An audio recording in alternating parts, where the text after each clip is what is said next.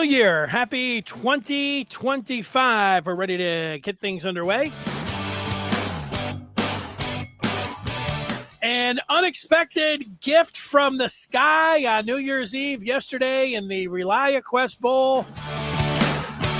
And Michigan delivers one of their most surprising victories ever. And that's where we are here on New Year's Day with a night to soak it all in and then sleep it off and wake up and say, wow, what happened down there in Tampa with Michigan, who was a 16.5-point underdog. And you get into the new year and you contemplate life. And I'm in a little bit of a state of shock, a little bit, a good state of shock. That was unexpected. And as they got going, I was talking about, like a lot of other people, looking at this game and saying, hey, Michigan, it's not fair. They've got all of their guys are gone. And so it's not that big of a deal. These games have been devalued. It's like a spring game, except now you're taking on a quality opponent. And that was really, I think, cushioning the blow for a loss. But then right off the bat, when Michigan was able to get Alabama off the field on downs, and you're just looking out there and you get that feeling and you're saying, all of this talk and all of this about, no, it doesn't matter and everything, you could tell, it matters. No, why? And then why not Michigan? And then it all was like slap, slap, slap, turnover, big lead. And then it was like, you expect Michigan to win this game. This is like a bowl game of old or any Michigan football game. And, those were a lot of the feelings, at least that I had, and I think probably a lot of you had. And we'll look at some of the standouts in this game and guys that surprised or just there were a bunch of guys that made plays in this game. Sherrone Moore, what this victory does for him. But the ReliaQuest Bowl, that's where we're at right here, thinking about that. This was a meaningless game heading into it, and meaningless. And I'll give you this: if Michigan would have lost the game, or if Michigan would have played like Alabama would have played.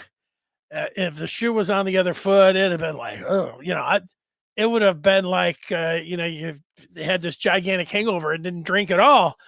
And so you don't have to worry about any of that because it didn't happen.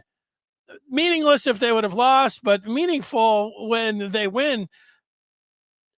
Sometimes sports is like that. It doesn't happen very much with Michigan. Michigan, it always seems like they have so much pressure on them and they've got to win, and they're not playing with house money. This particular game, it was unusual that way. I guess I could think about it, but I don't really remember a game where you're thinking about, it doesn't matter if Michigan wins this game. It's kind of a house money.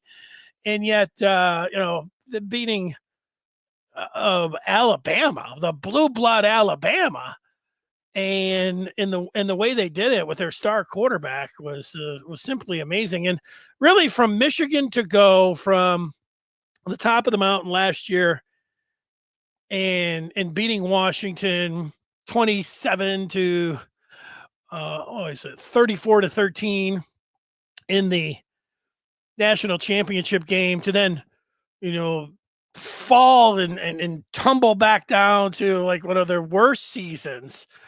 And then bounce back. They had 2 weeks from the Indiana game as the low this season where they lost to Indiana. And then they had a bye week, and then they had Northwestern. But in the meantime, they flipped Bryce Underwood, and then they had signing day, and, things really started improving with the victory over Northwestern and the players flipping Bryce Underwood a couple days before the Northwestern game, and then take a Northwestern game. I remember heading into that Northwestern game, it's like, this is just what it is. This is the most important game of the season. This is just where Michigan's at. They just need to win this one, because I didn't think they were going to beat Ohio State. Then the bowl game, you're not even thinking about that. But to be bowl eligible and be able to get those practices, that's what was important. And then they beat Northwestern, and it was like, they did it in impressive fashion. And the players afterwards were, saying, this, we really put it together. We really think this is going to, do something for us. And I was thinking that's just that's how you talk. And even if the fans were talking like that, maybe they can use this one. And I was, okay, Northwestern's one thing, and being bowl eligible and looking for something is good. You take what you can get. You make the best of the situation. But then, as we know, beating Ohio State the way that they did, and then following it up and beating Alabama the way that they did, nobody was giving Michigan a chance in either of these games. And there were a lot of people, I get it. They were, you're miffed because you saw Michigan win, and then you just want everybody to, to praise Michigan. But the story nationally, not for Michigan fans, they're different. But the story nationally, when you have an Ohio State team that's the odds-on favorite, the greatest team ever assembled, even though they lost a game, that they were the favorite for the national championship, and Michigan going on the road and beating them. The national story was more of Ohio State losing that game in the manner that they did. Then, oh wow, what did Michigan do to win the game? And there was some of that yesterday too. Is Michigan was this gigantic underdog, and then afterwards, you might get a little credit. Hey, credit Michigan for winning, but it was like, wow, Alabama all month long, all we heard about is, Alabama should be in there. Paul Feinbaum stumping for them on every show. They got to be in there. And, Jalen Milroe is the quarterback, and Williams, like, this is a team that'll come out and they'll show America that they deserve to be in there. They were going to get trounced like Indiana. And then for Michigan to beat them. So then the national talk is more about Alabama, the proud program from Nick Saban, who Michigan ushered off into retirement. And, Milroe, where does he fit into the first round? I mean, he looked terrible. Yeah, he looked terrible, and so did Alabama. And, they didn't have the right shoes, and they got smacked upside the head. They couldn't handle the weather. They couldn't handle the adversity. And either could Ohio State, but the common denominator there is Michigan. So if it was just one, I think a lot of that talk you get like, all right, yeah, the Michigan isn't the story, but they did it to both of them, Ohio State and Alabama, in consecutive games. And a little teaser for talking about Sherrone Moore. That's a nice feather in your cap if you're the coach of the Maize and Blue, who was going through it this year with some situations, obviously with losing, but even, how he was coaching, just how the program looked. I mean, the trajectory was, as high as it could be last year. Then he takes over, and it looked like, you had this gigantic down arrow, but then, now a gigantic up arrow, and heading into the off season. And it used to be like this, where you'd have a bowl game, and it was a big deal for a lot of reasons. People can complain about bowl games, but it's the last game of the year. So it's going to be the last thing that you remember, even in some of those Harbaugh years early on, where not the first year because he won, but those other years where, he'd have a good season, but then he'd lose to Ohio State most of the time in pretty, one-sided fashion, and then drop the bowl game. And it's kind of like going to the off season, and it was hard to pick yourself up if you're a Michigan fan. What's, obviously it's the opposite right now, being able to get both of these victories and the way they did it. And now there is momentum, surging momentum. And you couple that with how they did with getting Underwood, and then on signing day, getting, Marshall and Boateng, and now it's like, wow, it's a real eye opener. I mean, if you're a Michigan fan, congratulations. I mean, you stuck with them.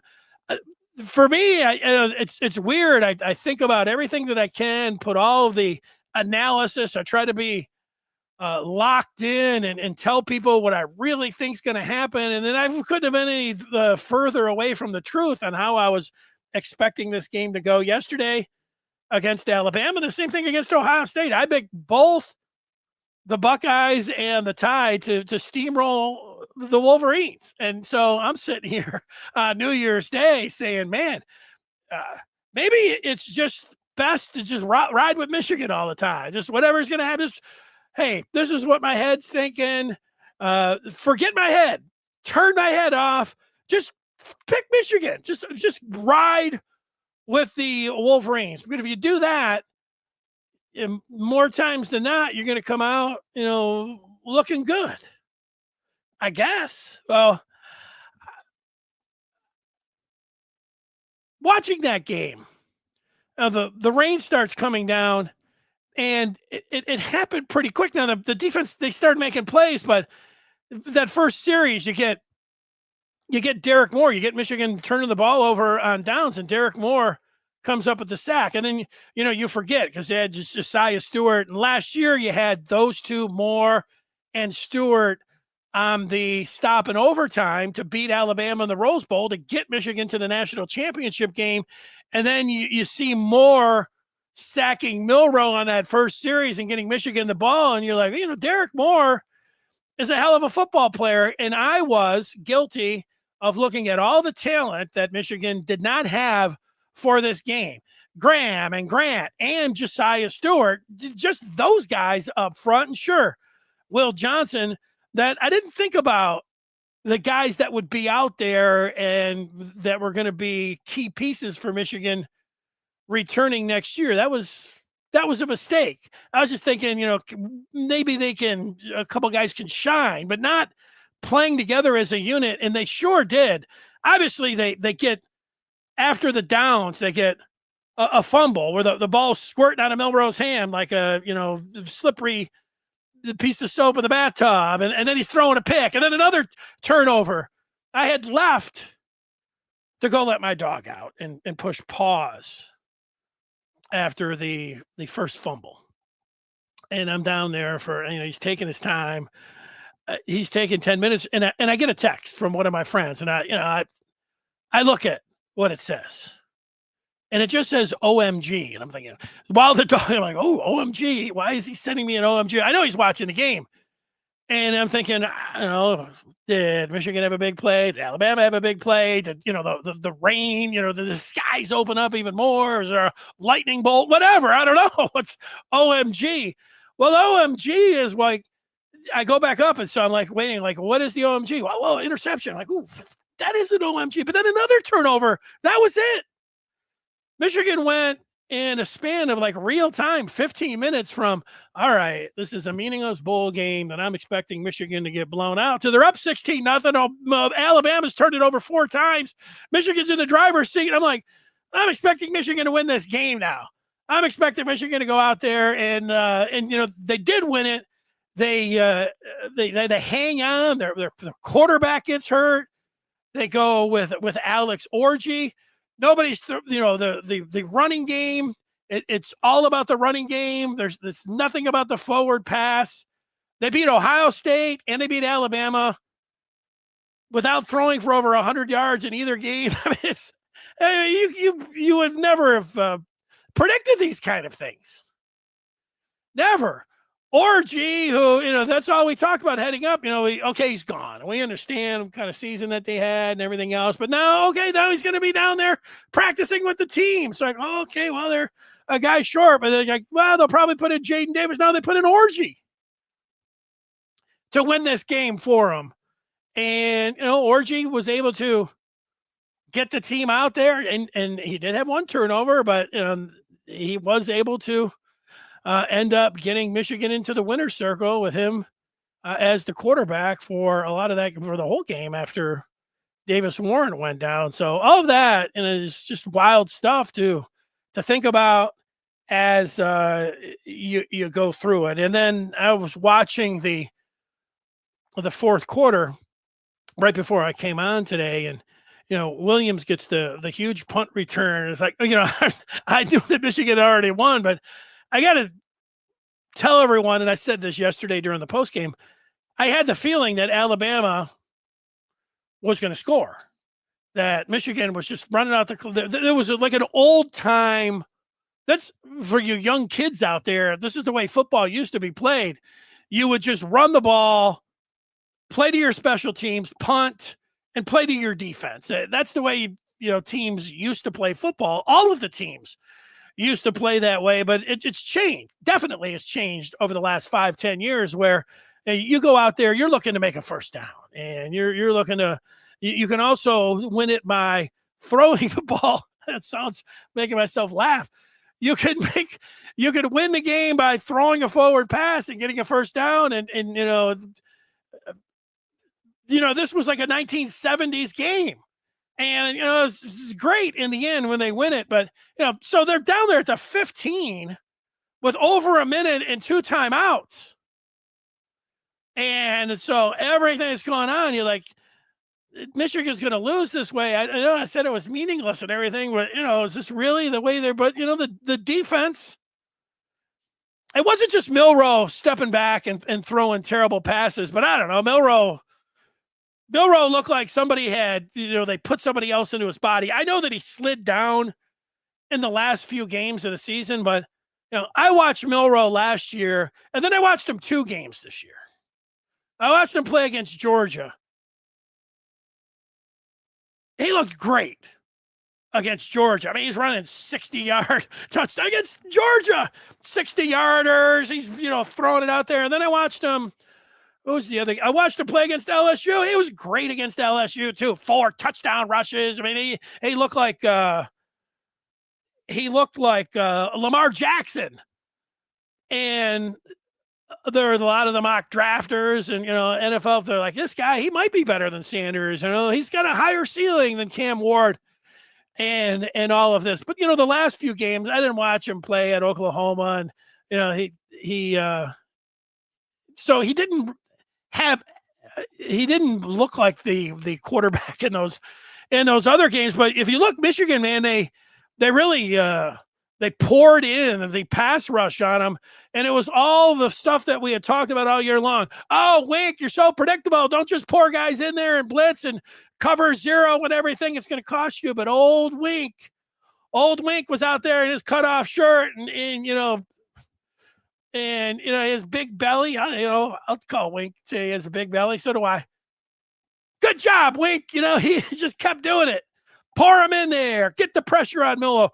Don't let him run the ball and then hit him. And they did it repeatedly. And you get 4 plays to go from the 15-yard line, and you're thinking, teams are going to score. And they didn't come close to scoring out there. The Michigan defense was just riled up. They were playing on like 1.5, 2 times speed, and Alabama looked like they were playing on, half speed. Watching that again, that's what it looked like. And then knowing the result, you can really just, stop and rewind and look at everything else. All of the guys to be able to put the pressure on them, and then the way they covered and hit, and like they did, keep their cool, not punching guys like Bama. Just, I just can't credit Michigan enough for winning that game when I thought that they really didn't have much of a chance in that game. Great job. And seeing the players out there that are going to be with Michigan next year, the edge of Derek Moore was awesome. And Guy, we had seen him, but to have him in there, and then, Barham is going to be out there at one of the edges. And then Benny was flying all over the place. You look at the fourth quarter, is the couple times you're like, who's this big guy that's running there with his hands up, in the passing lane? Oh, it's Rayshon Benny. So right through those guys on the defensive line, Houseman really brought the wood. He was smacking guys around, really making them feel it the way he was tackling. And then Mason Curtis started to play in the back half of the season. He looks like he's going to be a good one. And, so does Brandon Hillman. Hillman is an old school, I'm going to bring the wood and I'm going to knock you out of the game. You're like, this is a 1970s, 1980s type player. You can't have this in 2025, 2024. And no, you can if you're smart. And Hillman's that kind of player. You can hear him coming. And I think some of those receivers pull up. when old number 6 is in the area because they've watched the tape and they hear those footsteps and all that. And Amir Hall, the corner, playing in his final game for Michigan, really came on. Wallace came on. Was Josh Wallace last year for the champs and played his best football in the last couple of games. Hall played his best couple of games. It reminded me of Wallace in the way he played. So really almost by, a man right through, I thought the defense, you could call out each and every one of them. I liked what I saw. And then there was Iwana getting after it and then Brandt making a play. And nobody got better this year for Michigan than 91, Cameron Brandt. Early on in the season, I think it was against Texas when they ran the reverse. Scar and Jerry both had the tape on there, and they both highlighted 91. Oh, Scar was saying, oh, he took the cheese, and Jerry's drawing an arrow and saying, you got to go this way, you got to take a flat.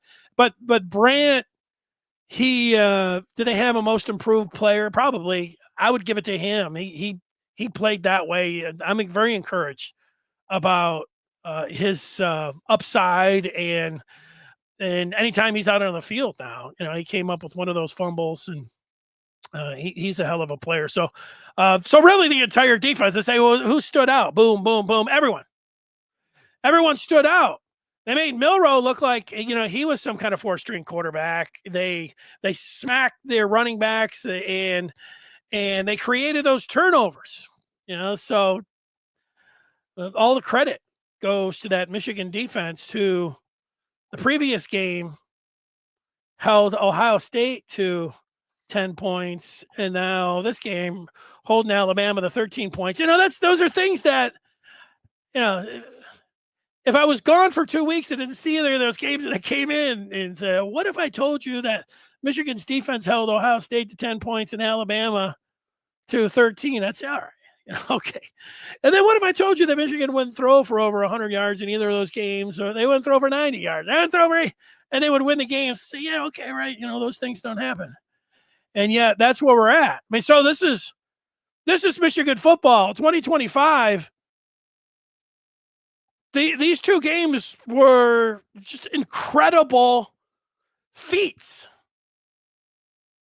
incredible defensive play. I'm just going to say, I don't have to say I was going to say, because I'm just going to say it. Especially with no passing game, with a one-dimensional offense, and your best player in Colston Loveland on offense sitting out. I don't know, who are your best players on offense yesterday? This is why nobody thought Michigan was going to win. Yeah.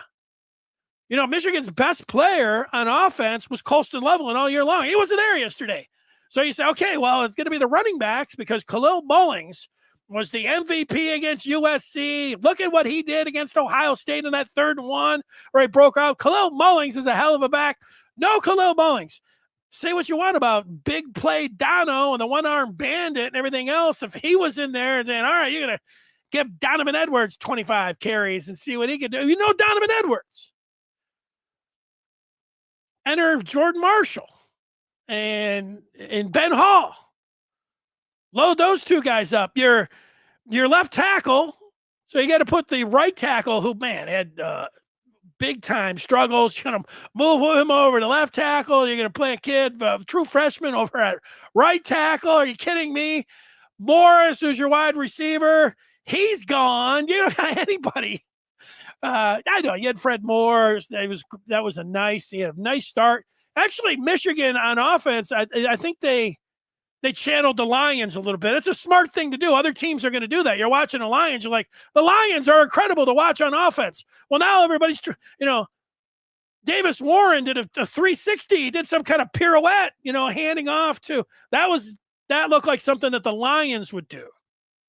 And then they pulled out from the Rose Bowl last year, which didn't really work for JJ.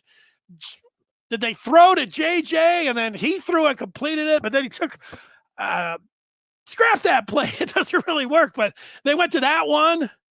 And so, they were, I was going to say fooling around. They weren't doing that. They were balling.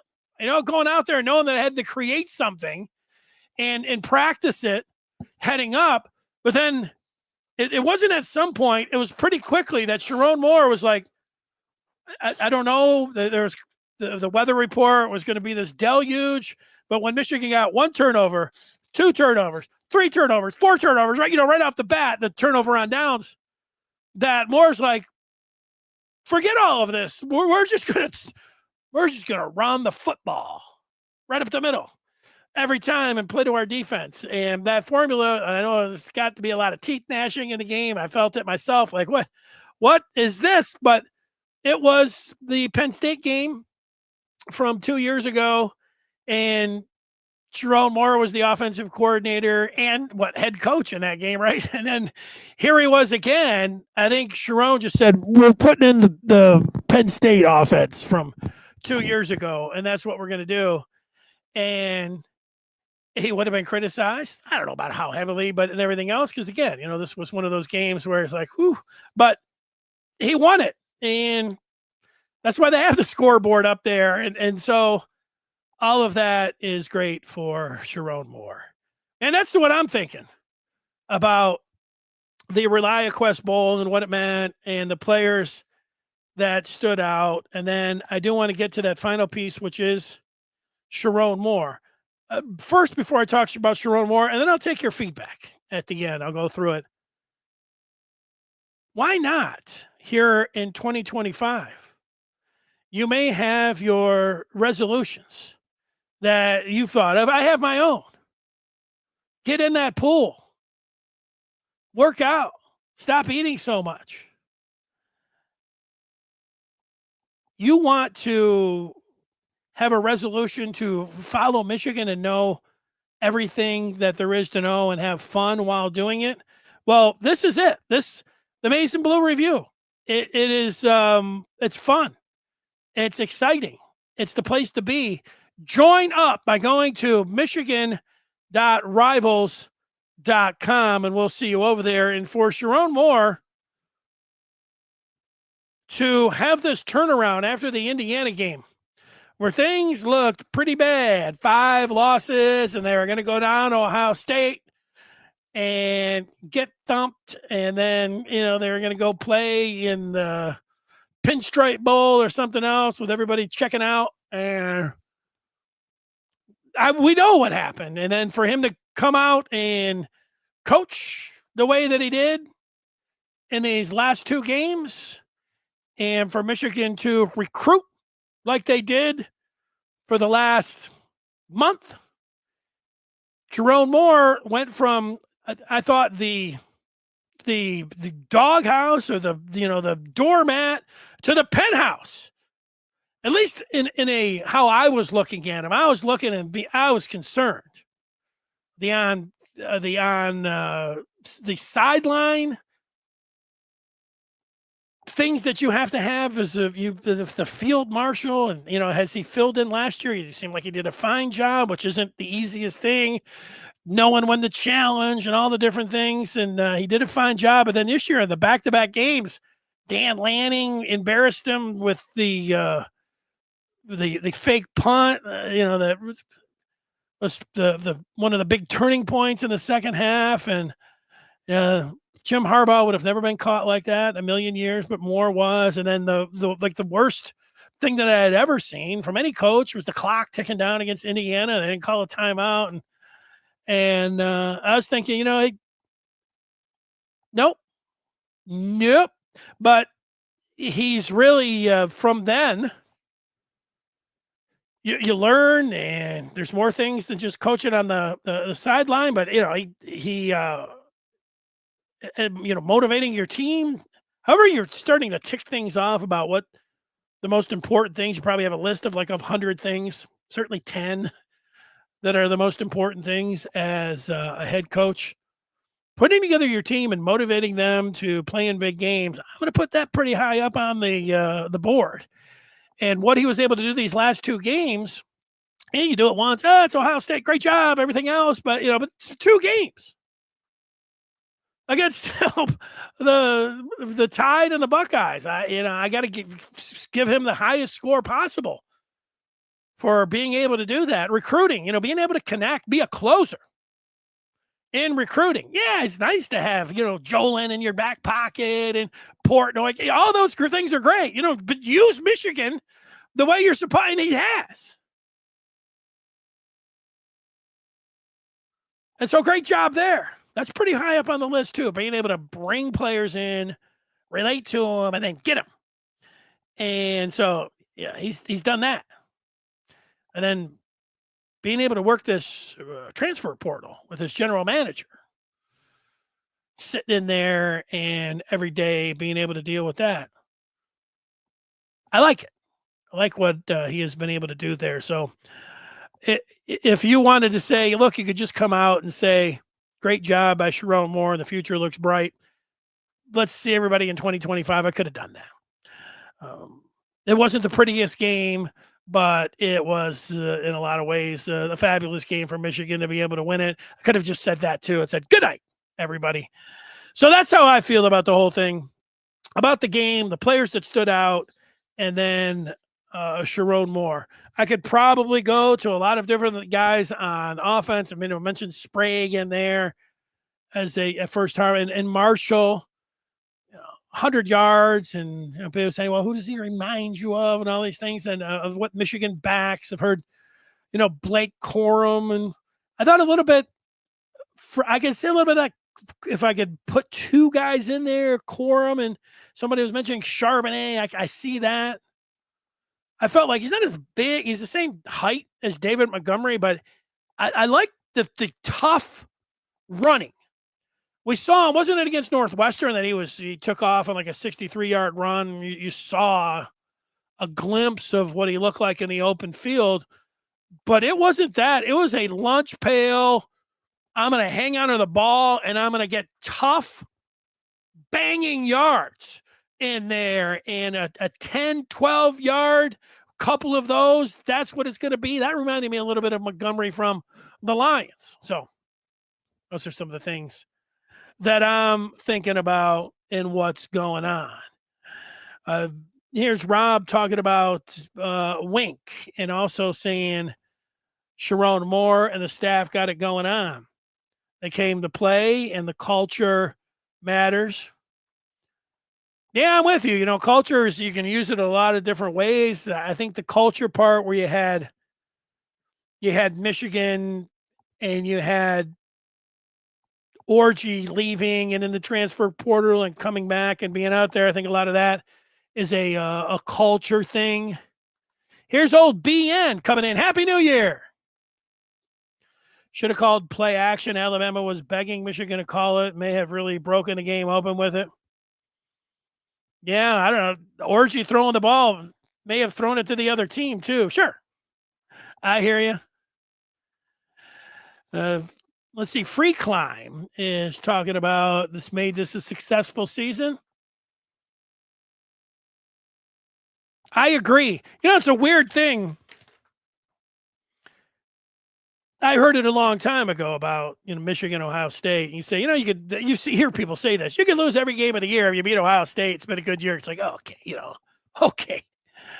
But then in the 90s, I saw it a few times. I saw it in 95. I saw it in 96. And Michigan had these 4-loss seasons, but they beat Ohio State, and it felt like a great season. And I was like, oh, okay. So now I know what you guys are talking about. And then this year it was like that too. It was just like, this is not a very good season. And yet beating Ohio State made it seem like it was. And then to top it off with being damn near 17-point underdog and beating Alabama, I agree with you, Free Climb. Keegan talking about, even laying Hill out and laying his own teammates out. That was a little friendly fire. Yeah, I agree on the defensive line. Santino, who I like. He says Sherrone is growing as a coach. He says Orgy should have never played. Jaden Davis could have handed the ball off just as easy. Well, I think that's what I say, and I think that's what fans say. But if you listen to somebody like Scar, it's a good reminder that Santino, that football is, sure, you could say you could go in there and just hand the ball off There's nothing that could be further from the truth. Being able to get the team lined up, getting the calls in, being able to execute the center exchange, and then being able to know where you're at to hand the ball off, calling the signals, where you're at and everything. There's a lot that goes into it. And look, I'm no sitting over here talking about I love Alex Orji or anything else, but Alex Orji, and he did have an interception, but no, Jaden Davis, who knows what kind of command of the huddle he has, and he's a freshman that's never taken a snap. Look, I think if Michigan would have been buried in this game, or they would have blown out Alabama like the 16-0, or it would have been 20, I think maybe you would have seen a little bit of Jaden Davis. But when you're like, you want to win this game, you want to go with the guy that you trust the most. And we're not at practice. What if you're out at practice and Jaden Davis looks like Jalen Milroe over there, fumbling the ball, can't hang on to it, turning this way, the ball's going that way.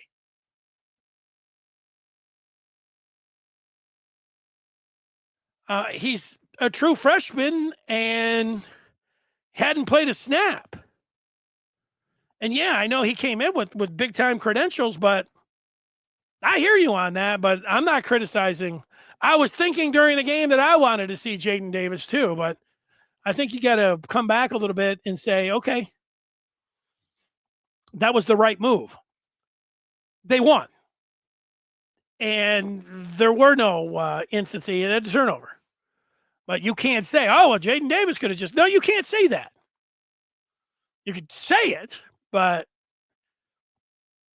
you at least have to recognize those other things. I don't know. It's not a lot of fun, try to tell people like, hey, the center exchange is really important. Talk to football players, they're the ones that are all like, oh yeah, I think he knows what he's talking about. He knows football. I'm not saying you don't, because I was thinking the same thing you were.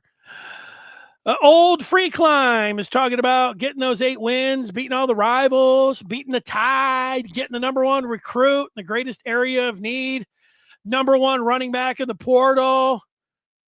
We're going for another natty in 2025. Now, I'm going to tap the brakes on my, because all that the stuff up to about the natty, I'm like, oh, yeah. I'm going to take a few days before I start thinking about winning the championship this year with a true freshman quarterback. I don't know. I don't know about that kind of stuff. Do we have a few more here? I think a lot of people are talking about if they had decent quarterback play this year, that they could have been in the playoffs. And so I don't think anybody would think that they would beat Arkansas if they just had decent play. But could they have beaten Washington or in Illinois? Was it those 2? And Indiana. So those 3. So those are 3. Right. So they would have just lost if they had just average or a little bit above average quarterback play. They would have lost to Texas and Oregon. 2 losses. And you feel like, well, so yeah, then you beat Ohio State, you're in the playoff. I think that's not that's not a crazy thing to say. Not at all. So there we are. Ferris is in here late, but he brings to the table what? Michigan beat Alabama and DeBoer and Ohio State 2 times in each of the last 13 months. Yeah, beating Ohio State and beating Alabama 2 straight years. It's good to sit around, and just kick your feet up and say, that's right. This has been a nice year. And I didn't see any of that sitting back and all your off season, kicking your feet up and being like, really nice, boy, future looks great. Nice season. I didn't see any of that happening. And yet here we are.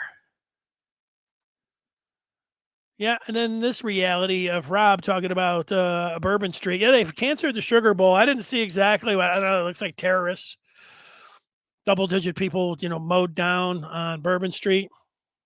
And they've postponed the Sugar Bowl to tomorrow. Yeah, That's a terrible situation. You're right, Rob. Let's take a few more here. Ferris.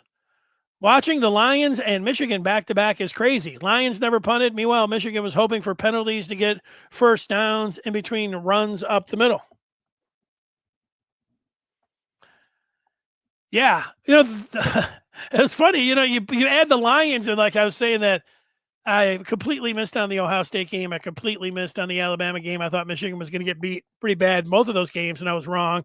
I also thought that Dan Campbell was making a mistake by going into that game by not resting his guys, certainly in the second half, but it made for a thrilling game, an entertaining game. And, listening to Dan Campbell, because if he knew all week long that the game was, meaningless or, that it was just for a tie, he could have put a game plan in to say, yeah, we're playing, all the backups and whatever else, and maybe we'll play a series or two. But they didn't know that. They had to wait until they didn't know that it was meaningless until Minnesota, till 7:00 the day before, when Minnesota, hung on and beat Green Bay. Then it made it meaningless. And so that was part of his explanation, which was a pretty good one. That he had his game plan in, everything else. I still think he gambled and won, which is in the first line in his profile. That's all right. However long Dan Campbell stays around, at some point, I say in his Wikipedia page, gambling head coach of the Lions. A coach that was willing to throw the dice repeatedly. Somewhere along there in the first two lines, I don't know, I was going to say on this, I don't know about his tombstone. Who knows? Maybe. Dan Campbell, legend. Long live the legend. Put a statue of him at Ford Field. Let's get to the man. And why isn't this going up there? I would have to work on it. Hold on a second. And okay, here it is. Is this true? Michigan Go Blue 1234 says this is the greatest 8-5 team of all time. Well, they got great bang for their buck. They beat USC. They beat Michigan State. They beat Ohio State. So they beat their two rivals, and they beat USC. It just feels like kind of their rival from all those Rose Bowls and all of that. But, beating Ohio State and then beating Alabama, and you add that in there, yeah.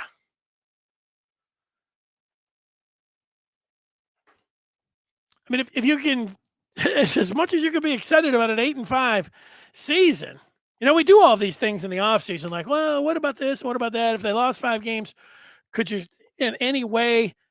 This would be the path. If the homework assignment was before the season, Michigan is going to lose 5 games.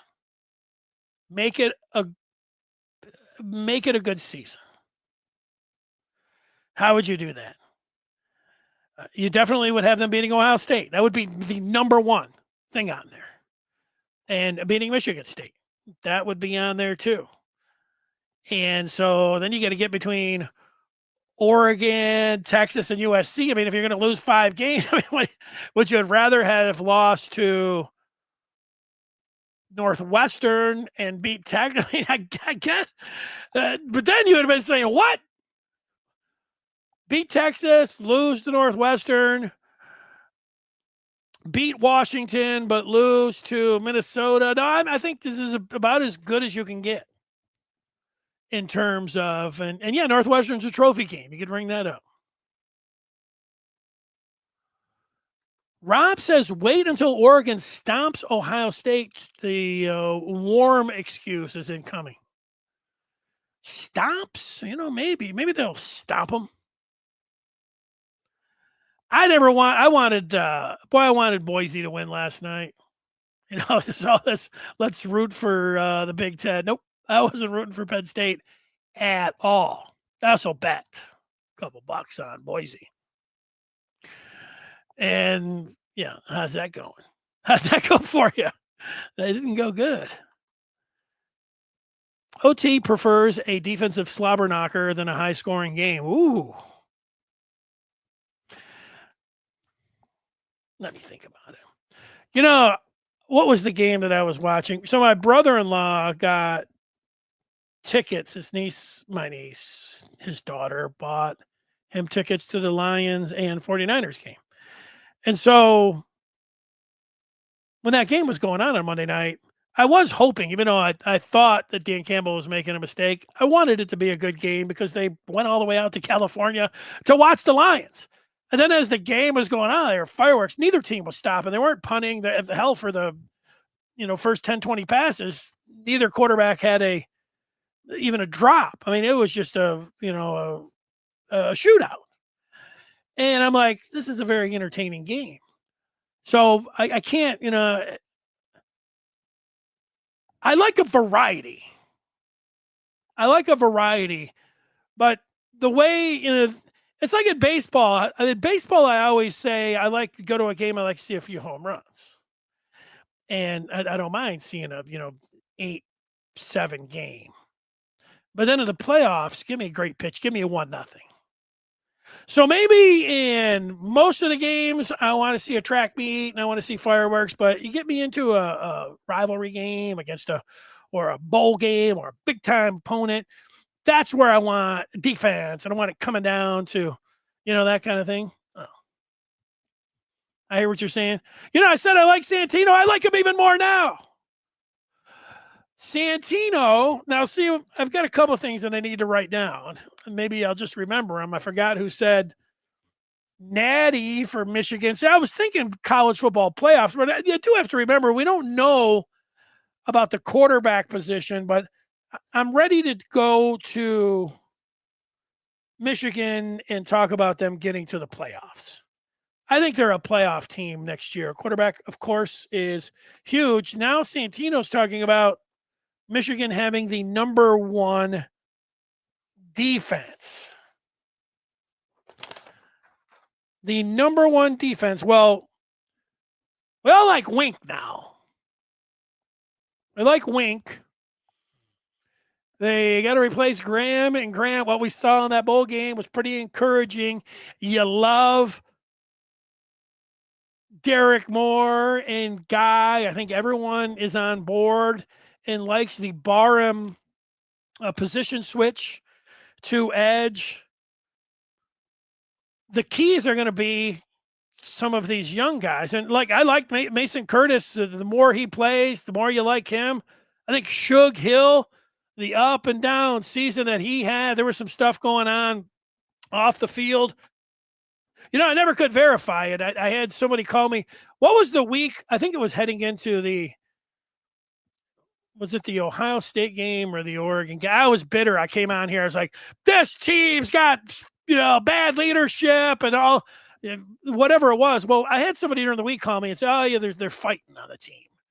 And then I talked to somebody else and said, oh, you mean the one at the bowling alley? I'm like, what do you mean the one at the bowling alley? So I had 2 different sources telling me about confirmation about fights on the team, but I didn't know. I didn't know, it was Mullings or, Hill was involved or Morgan. I don't know. So I never could get it verified there. But what was my point? Well, my point is that I think Jair Hill, and if it's unfair to him, I apologize. I think he was involved in something like that. I mean, and he didn't start for 2 games in there. It kind of looked like the right around when I was hearing the stuff, and then he's not starting, and so it was kind of the same thing I feel about Khalil Mullings. And again, I apologize to him if it was just making up, but Mullings, he's asked about, hey, why weren't you playing in the first quarter, the first half? And he's like, I don't. He did that for like a minute, and he's like, I don't know. So, all right, but let's get back to the question. Number 1 defense. I said the key is going to be the young guys. How about the really young guys? Could Boateng, as a true freshman, come on and be a wrecker at linebacker? Maybe, but he doesn't have to be. But yeah, I think contributing. And I think the same thing like Nathan Marshall. I don't know. Man, they had such premier talent this year on defense with Will Johnson and Mason Graham and Kenneth Grant. Whew. I don't know. I'm not ready on the first day of the year to start talking about national championship and best defense in the country. Keegan, he's talking about it looking stacked. I agree that I'm looking at the too deep in the stacks and I'm feeling pretty good about it. Yeah, I liked Davis Warren. I was thinking about Davis Warren. I know I saw him with a picture with a brace on his leg, and you get to where you think about NIL and the contracts and how they need a collective bargaining agreement and everything else. You would have thought if you were Davis Warren's agent, and the quotes from both Sherrone Moore and Davis Warren, like they wanted him to be back, but it wasn't. They didn't say he was coming back. So Michigan had made a pitch to him, and it was something like, "Hey, we think you're worth $100,000 NIL, whatever." And so, was he kicking the tires out there or putting himself out there, thinking about back channeling with his agent? Can I get more than six figures, and can I get closer to a starting job? It's at least something to explore for a week or two or however long. If you're Davis Warren, but now he gets hurt. So is that money still out there for him? So, if you're a rookie and you haven't yet signed your deal in the NFL, you get the collective bargaining agreement, you're slotted in there, the amount of money you're going to be, but now, what are you operating on? You only have 105 scholarships. These are things that this is why when there's the need to get this together with some uniformity where you have these things all spelled out, protects the players, protects the coach, protects the team, protects everybody. So you don't just have all of this, I say this and I don't know if it's true or not. I would feel like Michigan would do the right thing, but also if that is an injury and you hope he's only going to be, sidelined, a week or two or a month or two. But if it's something where he tears his knee, you could say, okay, he could miss next season. So you were thinking about giving him that money. You were thinking about bringing him back. But now, are you thinking about, what are you thinking about? I don't know.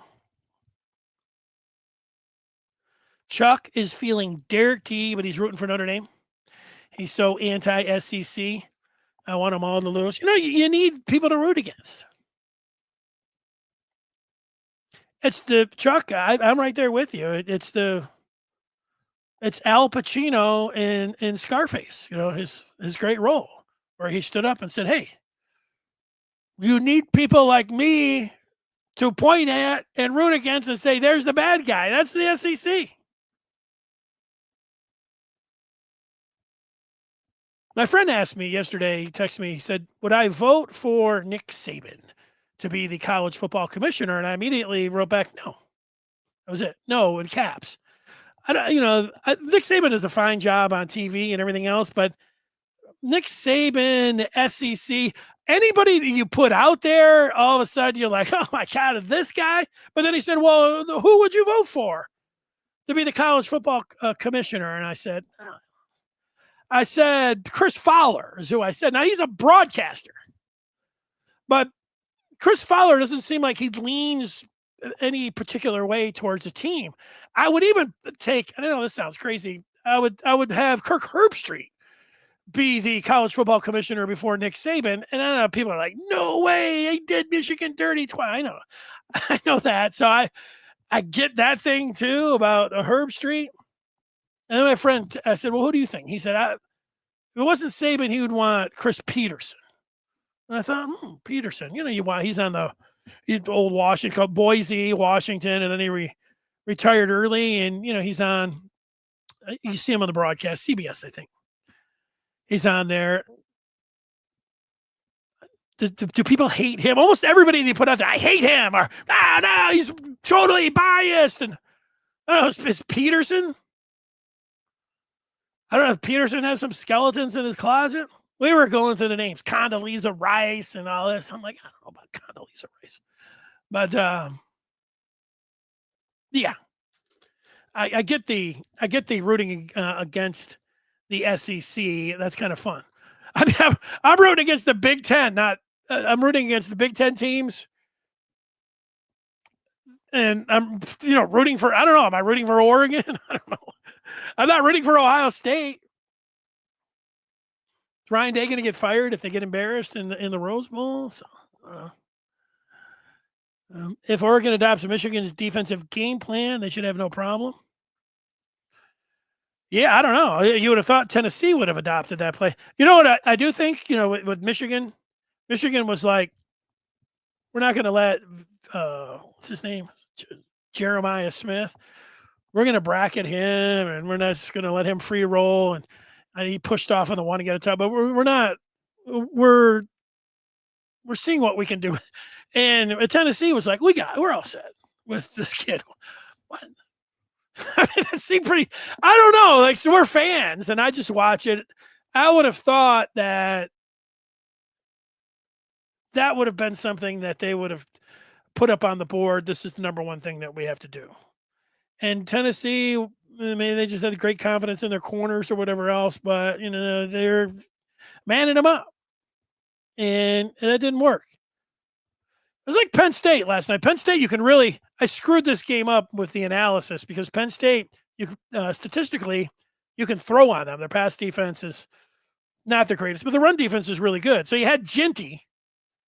And so I shouldn't have picked Boise, but Penn State said, we're loading up. Not only are, we're not, our Achilles heel is our pass defense, but we're loading up on Ginty. We are not letting this kid beat us.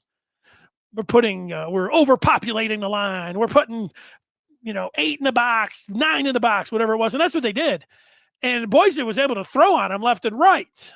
And there was a key play late. The guy caught it and they made the field goal. I think they could have at least covered that game, but they stopped Ginty. That was the name of the game there.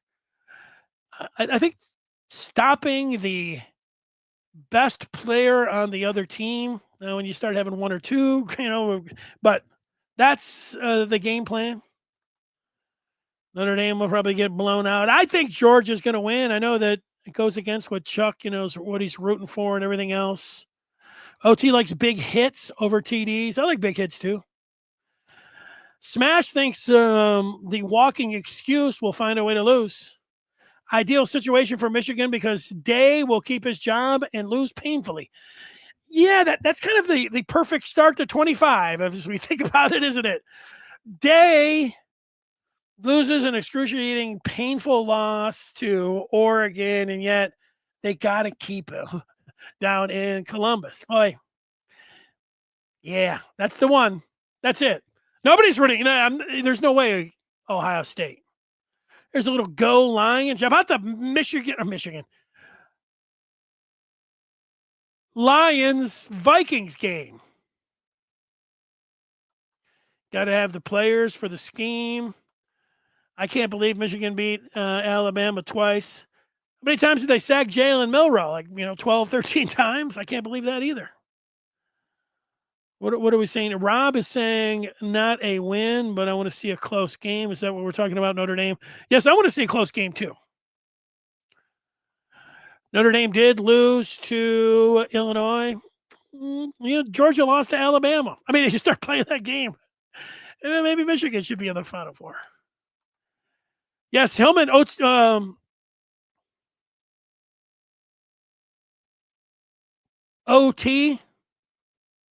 Odawa Traveler. I can see why Hillman would be your favorite player. I came on here, I was thinking, I'm just going to talk for 10 minutes because I'm just going to go watch football and, there you go. But here I am. I don't get that one. Whew.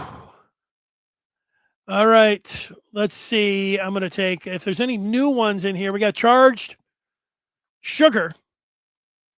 His hope for next season is through the roof. The way they've recruited and the transfer portal, I definitely see us in the playoff at least. I hear it. Yeah. I'm not. I'm anti-Stallions. Maybe I need to come around on that because 95% of Michigan, loves the guy. OT. Here we go. Fowler rots for Bama, and he's alum. Oh, he's done. Forget it. Oh, there's somebody saying he's Colorado alum. Yeah, look, I mean, well, you say he's fair. He's a play-by-play guy, so he's not giving opinions on things, and his job is just to call the game straight up. So you don't have opinions from him, and he's a you know, I don't know. I was going to say straight laced. I mean, he does seem to be pretty straight laced. He's. I really like. He's. I like how he calls the game. I enjoy his tennis coverage, and I started following him a couple of years ago on Instagram, and he'll go climb K2, and and he'll he'll take you through some of his workouts. He's not he's just kind of doing his social media stuff, but he seemed like that. But then he lost, like Herb Street did, one of his dogs, and he had a series, and it was right around the same time I lost my dog. He was talking about dog grief, and he struck a chord. I don't like the guy, so yeah, I'll put him in there. I think that I think he would be good, but I don't know. I don't think he's taking that job. I think he likes the job that he's in. Oh, Reese Davis. Yep. The one thing about commissioners that you have to think about is that in all of sports, in my lifetime, most people hate every commissioner. Baseball fans hate Rob Manfred. This guy's ruining the game. He does not. Gary Bettman. He doesn't know a hockey puck from a basketball. Roger Goodell, most people hated him. And then, the pandemic, he was sitting downstairs in that brown chair of his, and people kind of warmed up to him a little bit. And then they saw that he made $44 million a year, and everybody's like, what is he? Put me in the job. I'll do it for $44,000. Is he really worth $44 million? I don't know. So those are kind of the things. Who are the other ones? Yeah, I don't know. People are mixed bag on the NBA commissioner. People generally don't like the commissioners, but college football fans. So anybody that gets there, you're suddenly going to be looking at, oh, hey, what? I don't think you could have go to a you can't come from a blue blood school because you're just not going. You couldn't have coached there. If you could ever, it's just I don't know. Yeah. Oh, Dave's talking about the collective bargaining agreement. Yeah, I'm not getting into the semantics of it all. They need a system that is better than what they have, Dave. If I said something that you're saying you're stupid because you're I agree with whatever if you want to. Santino back. Well, we're really cashing in here in 2025, and this will be the last one. So Tom's a big fan of Bettman. Santino, he's tired of all this upset and shock talk. Our defense just dominated. Zavada is great. I like the way we turned the shoe into a sandal this year. Well, you're tired. So Michigan was the double-digit underdog against Ohio State, but you were tired of hearing like, oh, Michigan shocked the world and beat Ohio State. And so the same thing goes here. They're 16.5-point underdog, and you're tired of, hey, Michigan's just, big-time underdog. Pulled the upset. You don't like that. You want to hear Michigan has a dominant defense. Yeah, again, I think that when you think about take a step back, and if you're somebody that just followed Michigan, and you're just a Michigan broadcaster, then I think you could throw it at somebody that just talked about Michigan and saying, you know what, you're not, let's talk about how good Michigan is. Not necessarily, Ohio State lost the game and Alabama lost the game, but the Michigan won it because of the way they play defense. But if you go and if you're a broadcaster, if you're somebody nationally, the story in these last two wins is not, sure, you credit Michigan, you should. But the story was that Alabama lost, not that Michigan won. And the same thing, that Ohio State lost again to Michigan at home when they had the greatest assembled team ever, and they lost to them again. That's the story, not that, Michigan had the great defense. Oh, that could be pointed out. And a lot of times those guys do point it out, but then it's like, hey, credit Michigan. They really came to play defensively and, limited Ohio State to only 10 points. But, oh, man. And I have to admit, Ohio State and Michigan did these things defensively, but it looked like Ryan Day was lost and Ohio State was lost on offense. They couldn't get – who cares? I say who cares. Who cares if Smith was being, bracketed and double teamed and taken out of the game? Find a bouquet. Find somebody else. But, so it looked like a terrible coaching job. And Milroe, no, he looked terrible, but, some of the credit, all of the credit, however you want to do it. It's a Michigan pod. I'll give it to you, Santino. Let me rearrange it. Michigan came and came together defensively and smacked around the two blue bloods and put them in their place with great defense and big hitting, limiting Ohio State to 10 points and Alabama to 13. Credit to Sherrone Moore. Credit to Wink Martindale. Big time thumbs up to every man in that Michigan defense for the way they played and were able to get Michigan into the victory circle. That'll do it. And now we're doing it. That's a little bit more like what we're talking about. All right. We'll see you over on the Maize and Blue Review. We'll come your way Friday. Saturday, I think Michigan's playing basketball, USC. Monday, regular schedule for 2025. May have to start thinking about going back to every day. If Michigan's going to, go back to the college football playoff, whenever that's going to happen. So thanks so much for watching. And everybody have a happy new year. I know you guys are Michigan fans. Kick your feet up. It's a fun time to be a Michigan fan. I'm going to enjoy some football. Enjoy the Rose Bowl. Absolutely. Oh, the Rose Bowl. Oh, Tom.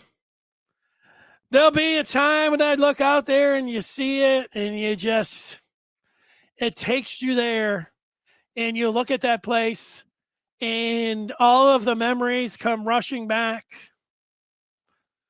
The sunshine, the Beach Boys playing at the tailgate that I was at. Oh, they love, it's worth when they play the game and when the sun goes down and you just hear Keith Jackson. They'll show the Arroyo Cinco or whatever those mountains and everything are called, and they'll have it going down the sunset, and you just hear Keith Jackson say, "There's your postcard." And on a day like today, after Michigan shuts down Jalen Milroe and the Tide, after shutting down Ryan Day, be like, it's Michigan. Pretty good. All right. So long, everybody. Have a great day.